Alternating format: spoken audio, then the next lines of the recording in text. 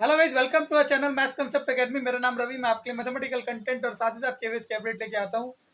तो जैसे कि आप लोगों को पता है, आज मैं बहुत सारी चीज़ें आपके साथ डिस्कस करने वाला हूं। 5 या 10 मिनट दे सकते हैं तो देखें, अदरवाइज ना देखें, ठीक है ना।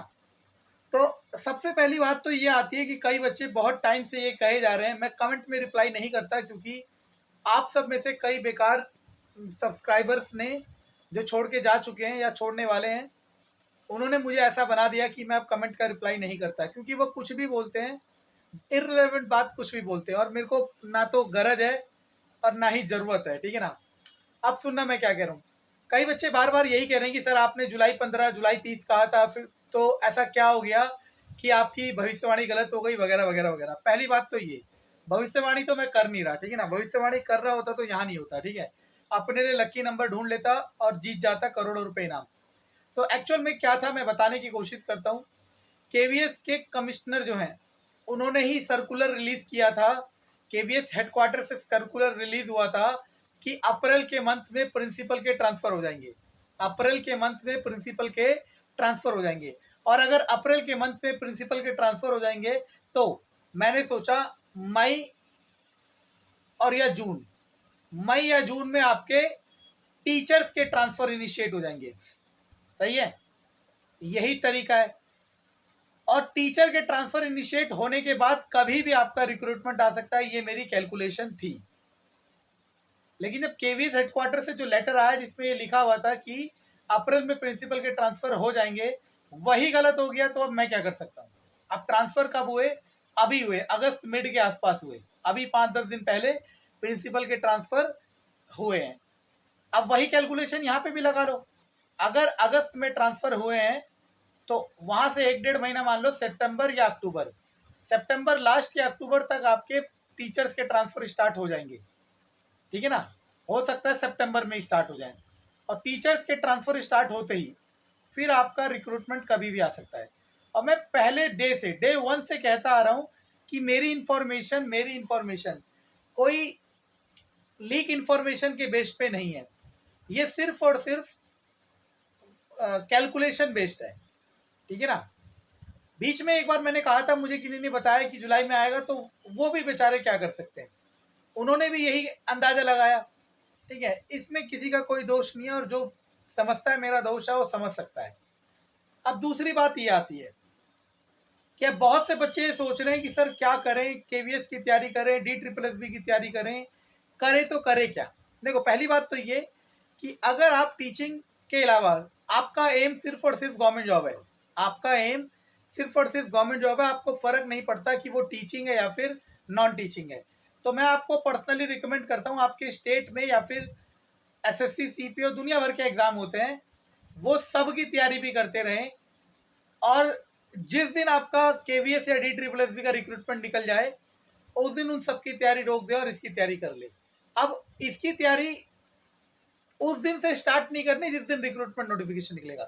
हर दिन थोड़ी थोड़ी करनी है, लेकिन लेवल कम रखना है, क्योंकि आप किसी और को टारगेट कर रहे हो। लेकिन अगर आपका एम सिर्फ टीचिंग है और आपको लगता है कि सिर्फ आप टीचिंग निकाल सकते हो, तो अब बात आई DSSB, PRT और केवीएस की। तो देखो, DSSB तो अभी दूर दूर तक कोई उम्मीद नहीं है। क्यों? क्योंकि आपको भी पता है कि अभी दिल्ली की राजनीति में बहुत सारी हलचल चल रही है। अब आप कहोगे सर राजनीति की हलचल से हमें क्या लेना देना। आपको लेना देना नहीं है। पहली बात तो मिनिस्टर, जो एजुकेशन मिनिस्टर हैं, उनके बातों में, उनके कानों में ये बात पहुंचनी चाहिए कि बहुत सारी जनता रिक्रूटमेंट की डिमांड कर रही है या फिर सिस्टम में रिक्रूटमेंट की डिमांड है। फिर वो आगे बजट पास करेंगे, लेकिन अभी वो खुद फंसे पड़े हैं। सही है गलत है ये मैं नहीं जानता, लेकिन अभी दिल्ली का DSSB PRT थोड़ा सा थोड़ा सा अनक्लियर है, ठीक है ना। और रही अब केवीएस की, तो अब मैं केवीएस में आपको एक दिखा देता हूँ। एक सब्सक्राइबर ने ये चीज़ भेजी है और फिर मैं इसको बताता हूँ कि ये चीज़ क्या है। तो ये मैसेज मुझे कल मेरे बहुत सारे सब्सक्राइबर, 2-3 सब्सक्राइबर ने भेजा, और पहले पढ़ते हैं क्या लिखा हुआ है। जिनका नाम लिखा है आपको समझ आ गया। वो बोल रहे थे कि केवीएस में सारा टीचर, पढ़ लो इसे, ठीक है ना। अब कह क्या रहे हैं मैं बताता हूँ। पढ़ लिया आपने? 2 मिनट दे दो और इसे पूरा पढ़ लो। पढ़ लिया ना? चलो अब मैं आपको बताता हूँ। पढ़ लिया ना? चलो गुड। अब वो कह रहे हैं कि जो भी है, ये कह रहे हैं कि देखो पहली बात तो ये कि अगर वो कहते कि केवीएस की रिक्रूटमेंट इस साल नहीं आएगी अगले साल आएगी तो मैं इस बात को मान सकता था, लेकिन इन्होंने जो एक्सप्लेनेशन दिया वो बेहद ही इलॉजिकल और इररेस्पॉन्सिबल एक्सप्लेनेशन है। क्या एक्सप्लेनेशन है बताता हूँ। इन्होंने कहा केवीएस में सारे टीचर्स हार्ड जोन या गांव वाँव से निकल के अपने होम टाउन पहुँच चुके हैं और ये जो ट्रांसफ़र अभी होगा इसमें रहे बचे कुचे टीचर्स अपने होम टाउन पहुँच जाएंगे। सुनते रहना मैं क्या कह रहा हूँ, फिर आप इनकी बातों को रिलेट करना और आप सोचना कि ये जो इन्होंने तथ्य दिया है, जो एक्सप्लेनेशन दिया है, सही है गलत है। इन्होंने कहा कि सारे टीचर्स अपने होम टाउन पहुँच गए और अभी जो ट्रांसफ़र होंगे इसके बाद सारे पहुँच जाएंगे, तो बचेंगे कौन से स्कूल खाली, जो गांव देहात जैसे हम लोग जहाँ पढ़े हैं, या केरल में बहुत दूर, या किसी गांव में, या किसी रूरल एरिया में, ठीक है ना, वहाँ पे स्कूल पड़े रहेंगे, ठीक है ना, खाली पड़े रहेंगे। और ये कह रहे हैं कि वहाँ का जो एडमिनिस्ट्रेशन है वो कॉन्ट्रेक्चुअल स्टाफ हायर कर लेगा, इनकी आपस में सेटिंग होती है वगैरह वगैरह, ये सब है। सुनना मेरी बात सुनना, इनका आंसर तो एक तरीके से ये बता रहा है कि केवीएस एक सेंट्रल ऑर्गेनाइजेशन ना होके एक इंडिविजुअल स्टेट या इंडिविजुअल इलाके का ऑर्गेनाइजेशन हो गया, ऐसा नहीं है। चलो अब मेरी बात मान लो, इनकी बात सही मान ली। मान लो एक रूरल एरिया में टीचर ही नहीं है, मतलब वहाँ के मतलब एक आदिवासी एरिया है या गांव का एरिया है, वहाँ पे क्वालिफाइड पर्सन ही नहीं है। अब क्या करेंगे बताओ, अब क्या नॉन क्वालिफाइड को कॉन्ट्रैक्ट टीचर रख देंगे? नहीं, ये गलत है, सरासर गलत है। जहाँ पे भी कोई कॉन्ट्रैक्ट खाली सीट होती है वहाँ से आरओ को इन्फॉर्मेशन भेजी जाती है, फिर वहाँ से इंटरव्यू कंडक्ट करा जाता है। और इंटरव्यू कंडक्ट में ऐसा नहीं है कि अगर कोई नहीं आ रहा तो वहीं के आसपास को उठा लिया जाएगा, ठीक है। तो ये सारा चीज़ें गलत है सेंट्रल। और पहली बात ये, किसी को भी हायर करने से जो इस ऑर्गेनाइजेशन की क्वालिटी है वो डिग्रेड नहीं होगी। यहाँ पे जो बच्चे आते हैं वो सिविल केवी होगा तो नॉर्मल बच्चे आएंगे, लेकिन अगर डिफेंस वाला केवी हुआ या प्रोजेक्टेड केवी हुआ तो वहाँ जिसके बच्चे आते हैं ना वो माँ बाप बहुत जागरूक और बहुत अवेयर है, तो क्वालिटी ऑफ एजुकेशन जरा सा भी लैक करेगा तो वो इसके खिलाफ आवाज उठा सकते हैं, ठीक है ना। तो अगर वो कहते हैं केवीएस की रिक्रूटमेंट इस समय 2022 में नहीं आएगी और कोई वैलिड एक्सप्लेनेशन देते तो मैं एक बार को मान लेता, लेकिन ये एक्सप्लेनेशन सरासर गलत है। अब बात रही सबसे बड़ी बात, अब लास्ट बात। अब कईयों ने लास्ट तक वीडियो नहीं सुनी होगी तो उन्हें लास्ट बात नहीं समझ आएगी। देखो सबसे बड़ी बात यह है कि देखो दो ही चीज है, आपके पास दो ही चीज होने वाली है, या तो रिक्रूटमेंट आएगी या फिर रिक्रूटमेंट नहीं आएगी, इसके अलावा कुछ भी नहीं होगा। दो ही बात है ना। मान लो हम जैसे 50 लोगों ने कहा रिक्रूटमेंट आएगी और किसी 50 ने कहा नहीं आएगी, तो अब किसी ना किसी की बात तो सच होगी, किसी ना किसी की बात तो सच होगी। लेकिन अब ये आपको तय करना है, अब ये आपको तय करना है, अपनी बुद्धि से तय करना है या फिर अपने विश्वास से तय करना है कि आप किसकी बात को मानोगे, ठीक है ना।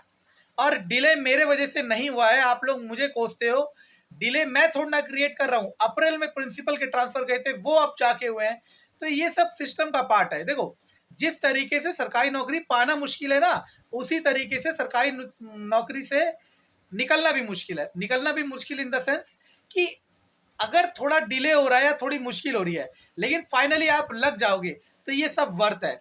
और अगर डिले हो रहा है और आप फिर भी नहीं लग पाए, आप इस बवालबाजी में पड़े रहे कि डिले हो रहा है, ये कह रहा है वो कह रहा है, और आप तैयारी में कमी करते रहे, आपको सबसे ज्यादा पछतावा होगा। समझ आ रहा है मैं क्या कह रहा हूँ। दो ही चीज है, या तो मान लो आएगी या तो मान लो नहीं आएगी। और मान लो आएगी या नहीं आएगी ये आपको डिफाइन करना है, ये आपको तय करना है किस हिसाब से कि आपके पास क्या क्या रिसोर्सेज है। अगर आपके पास फाइनेंशियल स्टेबिलिटी है तो आप मानो कि हाँ आएगी और मैं तैयारी करता रहूँगा। अगर फाइनेंशियल स्टेबिलिटी नहीं है तो आप ये देखो कि सामने कौन सा एग्जाम आपके आ रखा है, ठीक है ना। वो भी नहीं है तो आप कोई छोटी मोटी अर्निंग करके साथ साथ पैरेलल इसे चलाओ। जैसे ही रिक्रूटमेंट नोटिफिकेशन निकलेगा आप इसे साइड कर देना, साइड अर्निंग को, और इसको मेन ट्रैक पे ले आना।